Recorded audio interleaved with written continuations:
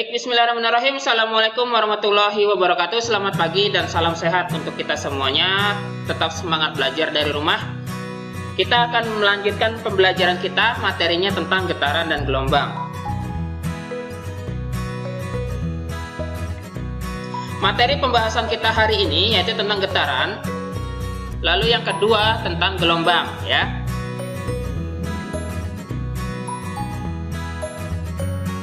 Kita masuk materi pertama yaitu tentang getaran.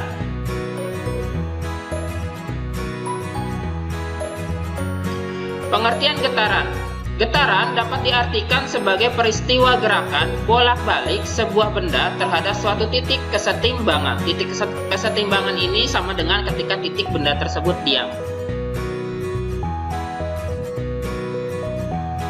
Contoh getaran. Sebuah bandul mula-mula diam atau kedudukannya setimbang. Kemudian bandul tersebut dilepas ataupun digerakkan, maka akan bergerak bolak-balik secara teratur. Nah, gerakan bolak-balik tersebut disebut dengan satu getaran. Ini kalian bisa lihat gambarnya ya. Ketika gerakannya bolak-balik, maka disebut dengan satu getaran. Ketika dua kali bolak-balik berarti dua getaran.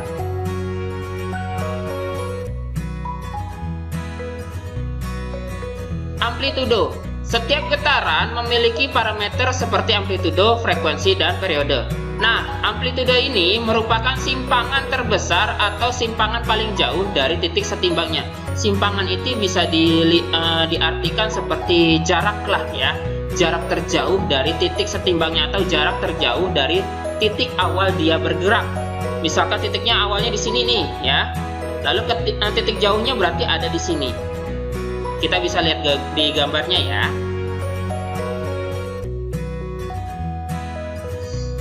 Lalu frekuensi. Frekuensi merupakan jumlah getaran yang dibutuhkan untuk menempuh satu kali getaran.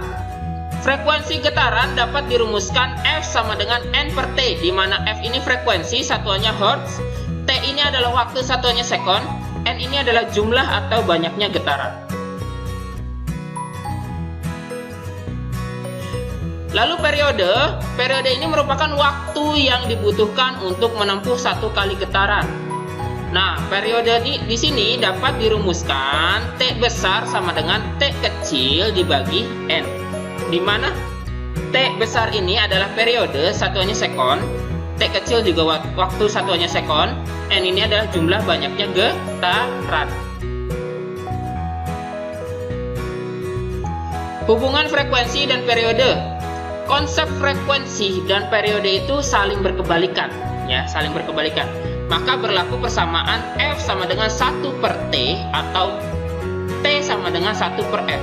F ini jika ditanyakan frekuensi maka 1 per periode. Jika ditanyakan periode maka 1 per frekuensi, ya. Ini keterangannya masih sama seperti sebelumnya. Contoh soal yang pertama. Sebuah benda bergerak dalam selang waktu 60 sekon atau 1 menit dan membuat 3000 getaran. Tentukanlah besar frekuensi dan periodenya. Nah, di sini yang diketahui T kecilnya adalah 60 sekon. Lalu N-nya jumlah getarannya adalah 3000 getaran. Yang ditanyakan adalah frekuensi dan periode. Nih, frekuensi dan periode, maka harus F dan T besar. Maka rumusnya F sama dengan N per T atau T sama dengan 1 per F. Seperti tadi yang sudah kita bahas. Frekuensi ini adalah N per T. N itu apa? Jumlah getaran. T itu apalah? Waktu. Jumlah getarannya 3000 lalu dibagi 60 waktunya. Di sini 60 sekon sama dengan 50 Hz. Nah, di sini sudah diketahui frekuensinya adalah 50 Hz. Lalu yang ditanyakan yang kedua adalah periode. Periode tinggal dimasukkan saja angkanya 1 per F. F-nya tadi berapa? 50. 1 per 50 sama dengan 0,02 sekon atau 0,02 detik.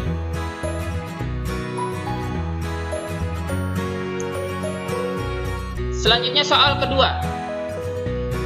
Sebuah bandul digetarkan selama 1 menit. Menghasilkan 40 getaran. Tentukan periodenya. Nah, ini ditanyakan periodenya.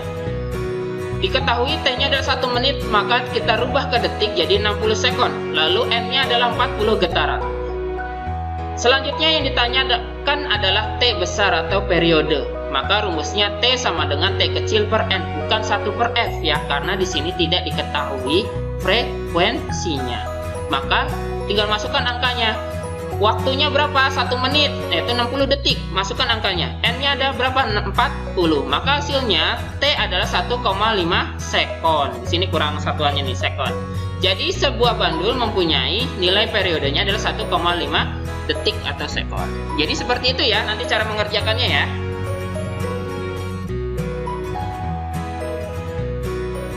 Latihan soal. Latihan soal yang pertama adalah jelaskan perbedaan antara amplitudo, frekuensi, dan periode. Tadi sudah Bapak jelaskan ya. Lalu soal yang kedua, sebuah pegas menghasilkan frekuensi 20 Hz. Berapakah periode getaran itu? Nah, di sini yang diketahui frekuensinya. Tadi rumusnya apa? Yuk, kalau sudah diketahui frekuensi. Lalu yang ketiga adalah terdapat sebuah bandul yang mempunyai getaran sebanyak 60 kali dengan waktu selama 15 detik. Maka dari itu, berapakah jumlah frekuensi bandul tersebut? Yang ditanyakan frekuensinya. Jadi dilihat baik-baik ya, yang diketahui apa, yang ditanyakannya apa. Baik, selanjutnya kita masuk ke materi kedua, yaitu tentang gelombang. Nah, kita akan bahas tentang gelombang transversal dan gelombang longitudinal. Silahkan disimak baik-baik ya. Definisi gelombang. Nah, gelombang ini merupakan getaran yang merambat akan menimbulkan gelombang. Jadi, getaran yang merambat baik itu menggunakan medium atau tidak medium itu akan menghasilkan gelombang. Nah, medium gelombang sendiri berdasarkan ada atau tidaknya medium gelombang ini terbagi menjadi dua macam, yaitu gelombang mekanik yang pertama dan yang kedua adalah gelombang elektromagnetik. Nah, gelombang mekanik ini merupakan gelombang yang memerlukan medium untuk merambat. Misalkan gelombang yang dihasilkan oleh air, ya kan, gelombang suara, ya.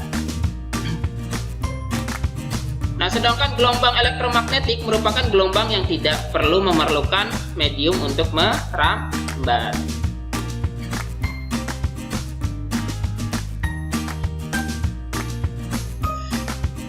Selanjutnya gelombang transversal. Gelombang transversal ini merupakan gelombang yang arah rambatnya tegak lurus dengan arah getarannya.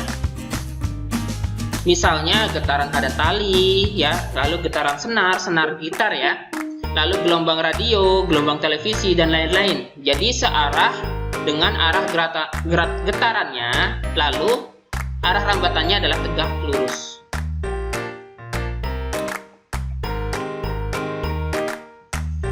Di sini kita bisa lihat gambar gelombang transversal. Nah, yang namanya gelombang transversal ini, maaf agak sedikit. Gelombang transversal ini terdiri dari satu puncak dan satu lembah. Nah, arah getarannya pada tali yang digetarkan adalah naik turun berupa lembah dan bukit. Sedangkan arah rambatnya menuju ke depan atau tegak lurus dengan arah getar. Jadi di sini itu berupa lembah dan bukit naik turun. Jadi satu lembah satu bukit namanya satu getaran. Lalu arahnya lurus dengan arah getarnya, misalkan arahnya ke kanan, ke kiri, atau ke atas atau ke bawah.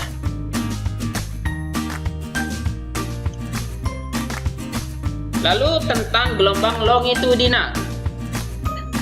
Pengertiannya, gelombang longitudinal ini adalah gelombang yang arah rambatnya sejajar dengan arah getarannya. Bentuk gelombangnya berupa rapatan dan renggangan. Nah, panjang gelombangnya pertama jarak satu rapatan dengan satu renggangan. Jadi satu rapatan dengan satu renggangan. Lalu jarak antara dua rapatan yang berdekatan. Dua rapatan nih, rapatan pertama, lalu ada rapatan kedua yang saling berdekatan. Lalu jarak antara dua renggangan yang berdekatan. Nah, renggangan pertama dan renggangan kedua. Nah, ini disebut dengan gelombang longitudinal. Jadi sampai sini bisa membedakan ya antara gelombang transversal dan gelombang longitudinal.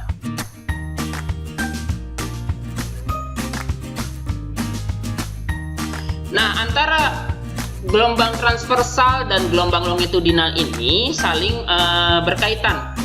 Maka di sini ada rumus dengan yang disebut dengan cepat rambat gelombang. Maksudnya itu ya, gelombang itu ketika merambat itu kecepatannya berapa.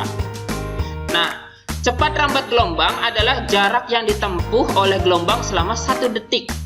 Nah, di sini dapat dirumuskan V sama dengan lambda per T. Ini lambang ini namanya lambda ya, lambda per T, atau V sama dengan lambda dikali F frekuensi. Nah, keterangannya di sini V ini adalah cepat rambat gelombang, satuannya meter per second kuadrat. Lambda ini adalah panjang gelombang, satuannya meter. T tadi kita sudah bahas periode, satuannya second. F itu frekuensi hertz. S itu adalah jarak. T itu adalah selisih waktu.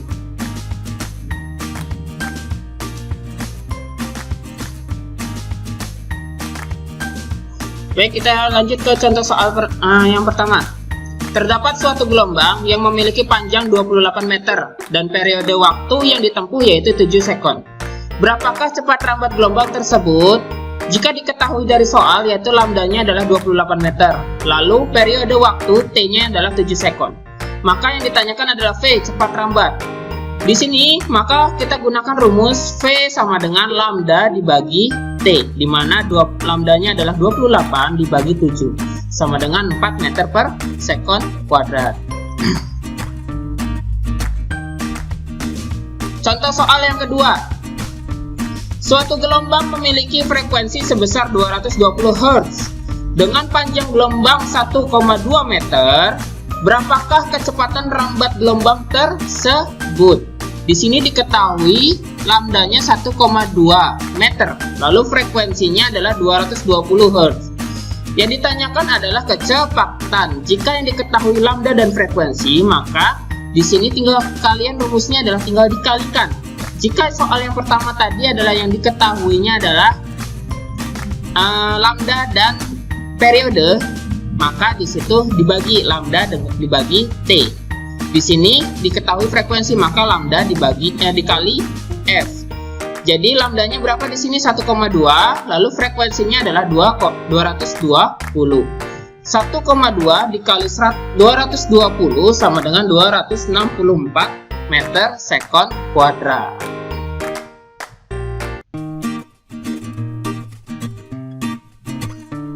Kita masuk ke latihan soal. Tadi 3 soal pertama sudah ya. Kita lanjut ke latihan soal yang keempat. Diketahui sebuah gelombang dengan panjang gelombang adalah 0,75 meter, merambat dengan kecepatan 150 meter per second. Hitunglah berapa besar frekuensinya. Lihat ini yang diketahui ya. Di sini yang diketahui panjang gelombang dan cepat rambatnya. Lalu yang ditanyakan adalah frekuensinya. Ingat, bukan frekuensi yang pertama yang ditanyakan. Lalu yang kedua, suatu tali ujungnya terikat serta ujung lainnya digetarkan, seperti yang ditampilkan pada gambar di bawah ini. Kalian lihat nih gambarnya ya. Di sini terlihat periodenya, lalu dilihat getarannya berapa. Jika periode gelombangnya ialah 0,2 sekon, maka berapakah cepat rambat gelombang tali tersebut? Dilihat sama kalian ya.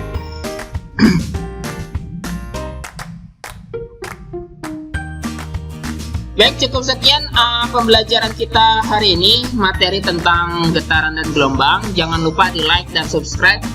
Jika ada salah kata dan penyampaian atau salah konsep, silahkan tulis di kolom komentar.